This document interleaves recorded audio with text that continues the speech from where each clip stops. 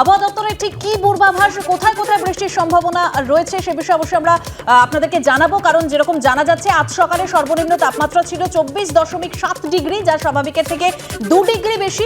যেরকম আপনাদেরকে বলছিলাম যে আগামীকাল থেকে রবিবার পর্যন্ত দক্ষিণবঙ্গের জেলাগুলিতে বিক্ষিপ্ত বৃষ্টির সম্ভাবনা রয়েছে। আর সপ্তাহান্তে বৃষ্টি হতে পারে কলকাতাতেও। উপকূলবর্তী ও পশ্চিমাঞ্চলের জেলাগুলিতে বৃহস্পতি ও শনিবারে বৃষ্টি বেশি হওয়ার সম্ভাবনা।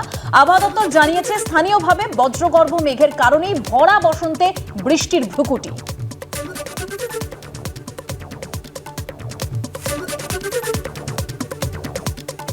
কোচবিহারে বিজেপি প্রার্থী হিসেবে আগেই বিজেপি নিশীথ প্রামাণিকের নাম ঘোষণা করে দিয়েছে। আর এবার জনসংযোগে বেরিয়ে মহিলাদের প্রশ্নের মুখে পড়তে হলো নিশীথ প্রামাণিককে।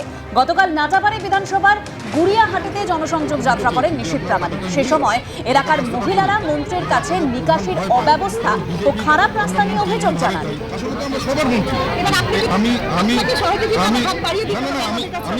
টাকা দিতে চাই, যদি আমাদের এখানে প্রধান টাকা নিতে চায় না, তৃণমূলের প্রধান চাকরি চলে যাবে।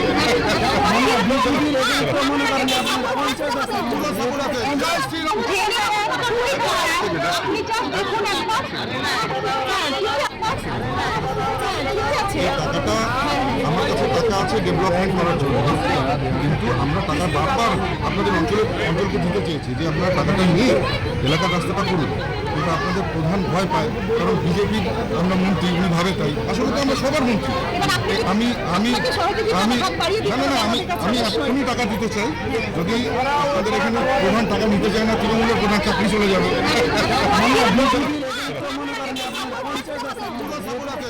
আমাদের এখানে বর্ষা হলে ঘরে ঘরে সবার জল ঢুকে যায়, ড্রেনগুলো একদম মশায় ভর্তি হয়ে গেছে, সেই ড্রেনগুলো কি পরিষ্কার করছে না। মন্ত্রী কি বললো? মন্ত্রী বলল যে প্রধান প্রতিনিধিদের আমাদের আনো, আমরা করে দিই। আর আমরা তো টাকা দিতে চাচ্ছি, কিন্তু ওরা তো নেয় না। আচ্ছা, মানে মন্ত্রী টাকা দিতে যাচ্ছে না, নিচ্ছে না। তোমরা আনো, আমাদের আনো, আমরা প্রধানটা আমাদের আনো, অঞ্চলটা আমাদের দখলে আনো, সব কিছু। চারদিকে ক্ষোভের মুখে পড়ছে। আমরা তো আগেই বলেছি যে 5 বছর ক্যান্ডিডেটকে কেউ দেখেনি। চারদিকে ক্ষোভের মুখে পড়ছে, এবং যার ফলে একদম পুরো বাহিনী নিয়ে, কেন্দ্রীয় বাহিনী ঘিরে রেখে প্রচার করছে। এতে কি ভোট হবে? এটা পাগল নাকি? কে ভোট দিবে? সমস্ত মাস্তান ক্রিমিনাল নিয়ে 10টা গাড়িতে মাস্তান ক্রিমিনাল, 10 গাড়িতে কেন্দ্রীয় বাহিনী, মন্ত্রী নমস্কার করে বলছে ভোট দিন। অসম্ভব। পরের খবরে আসবো। লোকসভা নির্বাচনের দিনক্ষণ ঘোষণার আর মাত্র কয়েকদিনই বাকি রয়েছে। তার আগে গতকাল আরও একটি গুরুত্বপূর্ণ খবর, তা হচ্ছে নির্বাচনী বন্ড নিয়ে কড়া অবস্থান নিল সুপ্রিম কোর্ট। এসবিআই এর সময় চাওয়ার আবেদন খারিজ করে একদিনের মধ্যে তথ্য প্রকাশের নির্দেশ দিয়েছে সর্বোচ্চ আদালত। নির্দিষ্ট সময়ের মধ্যে তথ্য না দিলে এসবিআই এর বিরুদ্ধে আদালত অবমাননার মামলার হুঁশিয়ারি দিয়েছে প্রধান বিচারপতি নেতৃত্বাধীন সাংবিধানিক বেঞ্চ।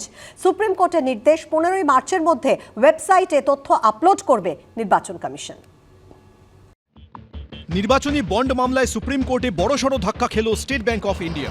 এসবিআই এর অতিরিক্ত সময় চেয়ে করা আবেদন খারিজ করে দিল সর্বোচ্চ আদালত।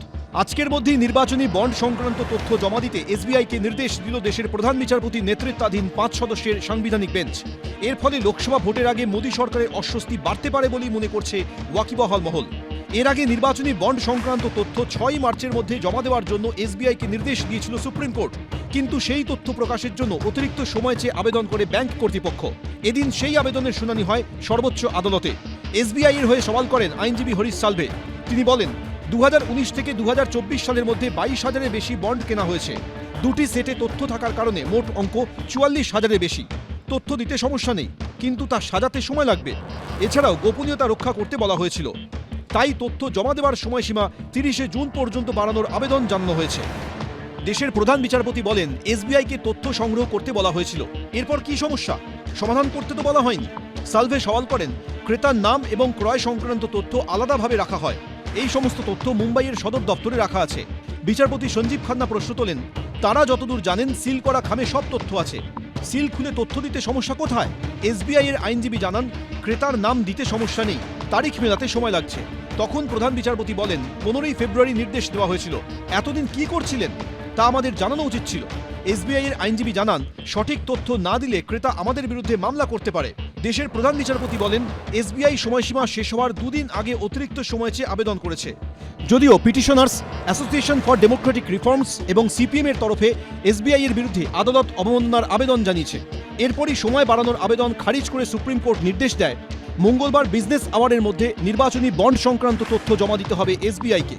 ভোটে কালো টাকার লেনদেন বন্ধ করার প্রতিশ্রুতি দিয়ে 2018 সালে নির্বাচনী বন্ড চালু করেছিল মোদী সরকার। কোনো ব্যক্তি বা কর্পোরেট সংস্থা রাজনৈতিক দলকে চাঁদা দিতে চাইলে কিনতে হয় নির্বাচনী বন্ড। সেই বন্ড বিক্রির দায়িত্বে রয়েছে স্টেট ব্যাংক অফ ইন্ডিয়া। রাজনৈতিক দলগুলি বন্ড ভাঙিয়ে নিলেও কে কত টাকা দিয়েছেন তা বোঝা যেত না। উল্টে অনুদানকারীর জন্য মিলত 100% কর ছাড়ের সুবিধা। কিন্তু বন্ড চালু হওয়ার পর থেকেই বিষয়টির স্বচ্ছতা নিয়ে প্রশ্ন ওঠে। অভিযোগ ওঠে, রাজনৈতিক দলকে মোটা টাকা চাঁদা দিয়ে গোপনে সুবিধা আদায় করছে অনুদানকারীরা। এই প্রেক্ষাপটে মামলা গড়ায় সুপ্রিম কোর্টে। গত 15 ফেব্রুয়ারি নির্বাচনী বন্ড প্রকল্পকে অসাংবিধানিক আখ্যা দেয় সুপ্রিম কোর্ট। একই সঙ্গে বন্ড বিক্রি বন্ধ করার পাশাপাশি যেসব নির্বাচনী বন্ড এখনও ভাঙানো হয়নি তা 15 দিনের মধ্যে অনুদানকারীকে ফেরত দেওয়ার ব্যবস্থা করারও নির্দেশ দেয় সর্বোচ্চ আদালত। সুপ্রিম কোর্ট যদি জেগে থাকে তাহলে দেশ বাঁচবে। সুপ্রিম কোর্টের এই যুগান্তকারী ঘোষণা আমাকে এই কথা বলতে প্রেরিত করছে। এটা কি জানা যাবে যে কোন শিল্পপতি কত ইলেকট্রন বন্ড কিনে কাকে দিয়েছে, কোন দলকে দিয়েছে, এটা কি জানা যাবে? সেটা যদি জানা যেত তাহলে ব্যাপারটা একটা সত্যিকারের একটা কি বলবো, একটা ঐতিহাসিক ঘটনা ঘটতো। ইলেকটোরাল বন্ড স্বাধীন ভারতবর্ষে সরকারিভাবে খুব বড় দুর্নীতি, খুবই বড় দুর্নীতি। কে টাকা দিচ্ছে, কাকে টাকা দিচ্ছে বোঝার দরকার নেই। দলগুলোর কাছে টাকা এসে হাজির হবে। সবচেয়ে বেশি টাকা কে পাবে? বিজেপি, তারপর কে পাবে? তৃণমূল। কিন্তু তথ্য জানানো যাবে না। কেন? কেন? চুরির ব্যবস্থা, সেই কারণে তথ্য জানানো যাবে না। ইলেকটোরাল বন্ডে বরাবর বিরোধিতা করেছি আমরা। আইনের ব্যাপার আছে, কোর্ট দেখছে, কোর্ট যেটা বলবে সেটাই চলবে। কোর্ট আর ব্যাংকের মাঝখানে মামলা আছে।